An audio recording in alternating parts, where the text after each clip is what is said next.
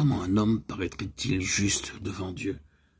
Comment un pécheur serait-il pur?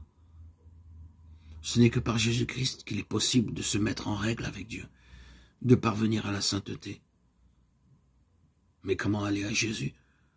Ils sont nombreux ceux qui, avec la multitude convaincue de péché au jour de la Pentecôte, s'écrient « Que ferons-nous » Les premiers mots de Pierre en réponse à cette question furent « Répentez-vous ».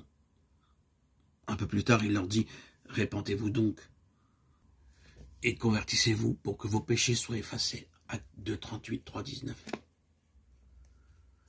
La repentance comprend la douleur d'avoir commis le péché et le délaissement de celui-ci. Impossible d'abandonner le péché avant d'en avoir vu la gravité. Point de vrai changement de vie jusqu'à ce que l'on se soit détourné du péché de tout son cœur. Ils sont nombreux ceux qui ne comprennent pas la véritable nature de la repentance. Beaucoup de personnes gémissent sur leur péché et se réforment même extérieurement parce qu'elles craignent les conséquences de leurs mauvaises actions. Ce n'est pas là la repentance dans le sens biblique du terme. C'est redouter la souffrance plutôt que le péché lui-même. Telle fut la douleur d'Ésaü quand il vit qu'il avait perdu à tout jamais son droit d'aînesse. Balaam, terrifié par l'apparition sur son chemin d'un ange armé d'une épée nue, confessa son péché dans la crainte de perdre la vie. Mais il n'y avait pas en lui de repentance véritable, pas de changement de disposition, pas d'horreur du mal. Judas Iscariote, après avoir trahi son Seigneur, s'écria « J'ai péché en livrant le sang innocent » Matthieu 27, 4. Cette confession lui était arrachée par le sentiment terrible de sa condamnation et par la perspective redoutable du jugement de Dieu.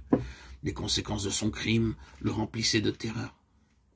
Mais il n'éprouvait aucun remords déchirant et sincère d'avoir trahi le Fils de Dieu et renié le Saint d'Israël. Pharaon, au moment où les jugements de Dieu s'appesantissaient sur lui, reconnaissait son péché, mais ce n'était que pour échapper au châtiment, car dès que les plaies s'éloignaient, il recommençait à braver le ciel. Tout cela déplorait les conséquences de leur péché, mais ils ne s'affligeaient pas sur ces péchés eux-mêmes. En revanche, quand le cœur de l'homme cède à l'influence de l'Esprit de Dieu, la conscience se réveille, et le pécheur commence à entrevoir la profondeur et le caractère sacré de la loi de Dieu, lui qui est à la base de son gouvernement dans le ciel et sur la terre.